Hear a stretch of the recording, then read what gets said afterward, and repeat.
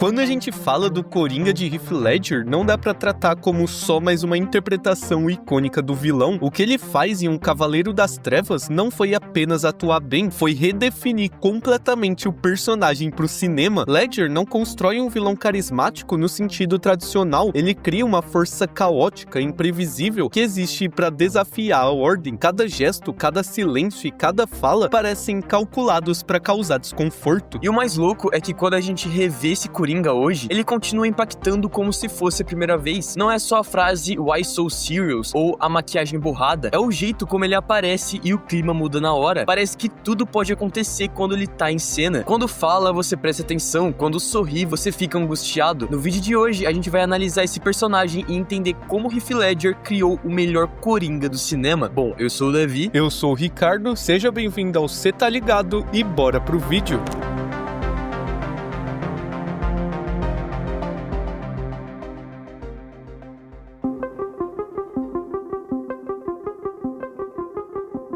O mais curioso do filme The Dark Knight é que ele não começa nos apresentando o herói, não começa com o Batman, não começa com Bruce Wayne. A cena inicial é inteiramente do Coringa, e isso não é um mero detalhe, é uma escolha que muda tudo. A gente retorna a Gotham através de um assalto, mas não qualquer assalto, um plano meticulosamente calculado que aos poucos deixa de ser apenas um crime e vira um jogo de desconfiança, onde ninguém confia em ninguém e todos parecem apenas peças descartáveis. Enquanto o plano se desenrola, o Coringa não se apresenta de forma direta, não mostra sua origem, ele se constrói através de boatos, falas vagas, como se fosse mais uma ideia do que uma pessoa. Isso transforma o personagem em algo maior do que um simples vilão, ele vira o próprio caos. A cena não serve só pra impressionar, ela potencializa o Coringa, mostrando o quão inteligente, estrategista e aterrorizante ele é. E o mais interessante é perceber que o dinheiro nunca foi o objetivo real daquela cena. Quando mais tarde ele queima toda a grana, fica evidente que o assalto era só um meio pra chamar atenção, provocar a máfia, provocar o Batman e avisar Gotham de que uma nova força entrou em cena. A abertura não só apresenta um antagonista comum, ela anuncia uma ameaça imprevisível, alguém que não respeita regras, símbolos ou hierarquias e que existe apenas para provar que tudo pode desmoronar. A partir desse momento, fica claro que o filme não é sobre o Batman, mas sim sobre o Coringa. Aqui não existe aquele esquema clássico de herói no controle. O Coringa age, provoca, bagunça tudo e o resto do mundo passa o tempo inteiro tentando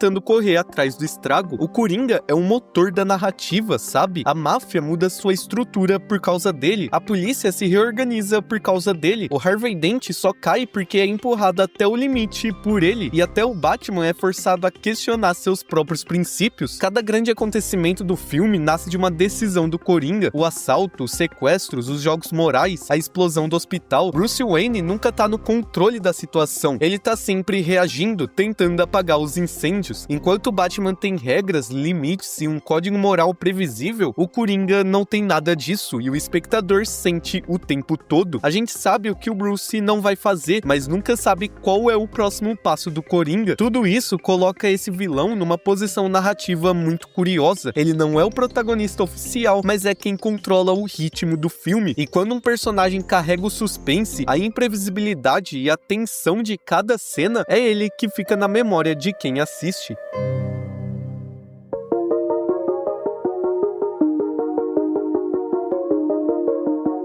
Parando pra pensar, interpretar o Coringa em um novo filme seria um dos papéis mais arriscados e complicados pro cinema na época, porque já existiam algumas versões desse vilão extremamente consolidadas na memória do público. O Jack Nicholson tinha criado um vilão icônico no cinema, carismático, teatral e ameaçador. O César Romero havia definido um lado mais cartunesco, e o Mark Hamill nas animações era tratado por muitos como simplesmente definitivo. Isso colocava qualquer nova performance numa posição delicadíssima. Precisava convencer tanto fãs antigos quanto novas audiências de que aquele Coringa tinha algo único a oferecer. O risco não era apenas na atuação, mas sim parecer redundante, soar como uma cópia das versões anteriores, alguém tentando repetir trejeitos que que já funcionaram antes, e por isso muitos atores evitavam o papel. O Coringa exige uma entrega total, física e mental, com pouquíssimo espaço para erro, e ainda carrega o medo real de marcar negativamente a carreira de quem falha. Esse risco se tornava ainda maior com a proposta do Christopher Nolan, que queria um vilão mais realista, mais sombrio e profundamente desconfortável, sem aquele exagero cartunesco. Dentro desse cenário, a escolha do Heath Ledger soou estranha para muita gente. Ele já era respeitado como ator, mas estava associado a personagens românticos, dramas mais contidos e papéis introspectivos. Faltava nele aquela energia caótica e ameaçadora que o público esperava do Coringa. O problema nunca foi talento, e sim a imagem que tinham dele. Por isso, a reação inicial foi de desconfiança generalizada, com comparações imediatas ao Nicholson e a sensação de que Nolan estava arriscando demais. Antes mesmo do filme estrear, o grande mistério não era quem era o Coringa, mas se aquela escolha não tinha sido um erro. E justamente por isso, apostar no Heath Ledger não era só escalar um vilão, era apostar no filme inteiro.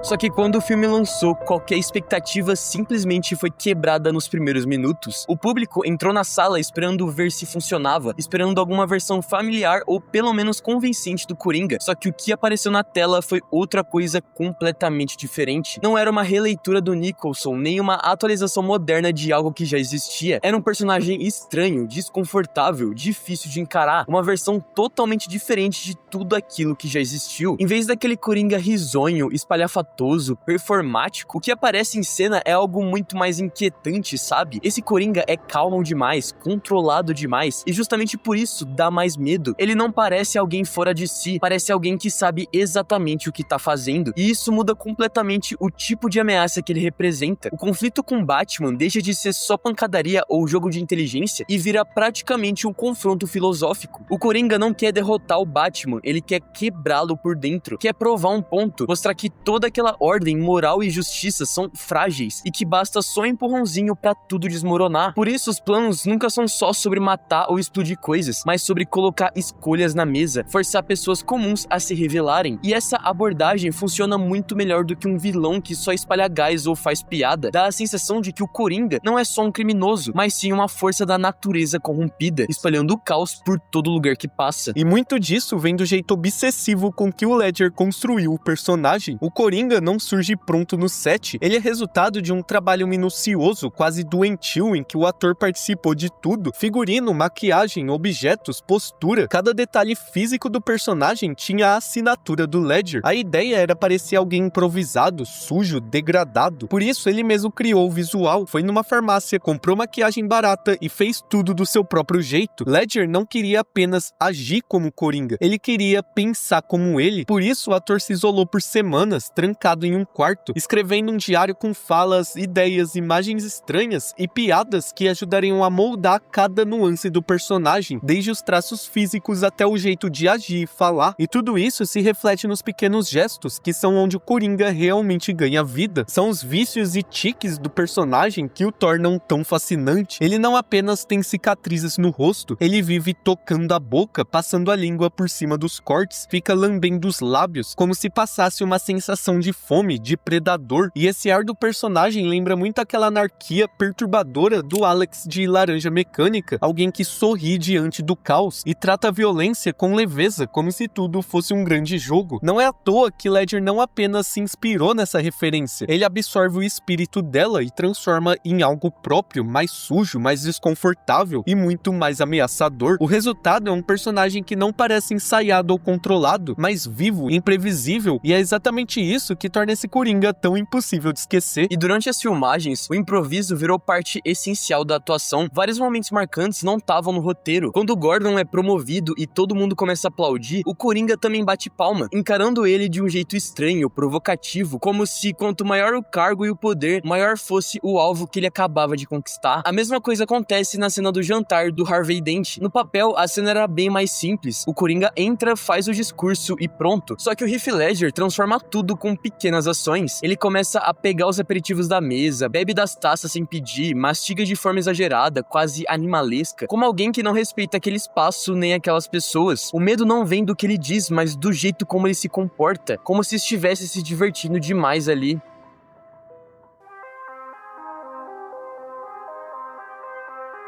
O Coringa do Heath Ledger funciona tão bem porque ele não é um vilão comum, nem alguém movido por poder, dinheiro ou conquista. Ele é um antagonista psicológico, conceitual, alguém que existe para confrontar ideias. O objetivo dele nunca é dominar Gotham, mas expor o quão frágeis são as estruturas que sustentam a cidade e principalmente o código moral do Batman. E tudo fica mais claro ainda na cena do interrogatório, que talvez seja o momento mais importante do filme inteiro. Ali não tem explosão, não tem refém, não tem plano mirabolante, são só 2 personagens numa sala e mesmo assim é o Coringa que tá no controle. Ele não tenta fugir, não tenta negociar, ele apenas provoca. Por isso ele não precisa de um plano final grandioso, nem de um trono no topo da cidade. Basta plantar dúvida, empurrar as pessoas até o limite e observar o que acontece. Esse Coringa não quer ser lembrado como rei ou líder, mas como alguém que mostrou que um simples ser humano pode ser muito mais perigoso do que qualquer vilão com superpoderes que o Batman já enfrentou. E o impacto disso vai muito além do personagem. A atuação do Heath Ledger mudou a forma como filmes de super-herói passaram a ser enxergados, tanto pelo público quanto pela indústria. Até então, esse tipo de filme ainda carregava um certo preconceito, como se fosse algo menor, limitado ao entretenimento puro. Mas o Heath Ledger provou que dava sim para entregar uma atuação profunda, arriscada e digna de cinema autoral dentro de um blockbuster gigantesco. Não à toa, ele se tornou um caso único na história do gênero ao vencer o Oscar de melhor ator coadjuvante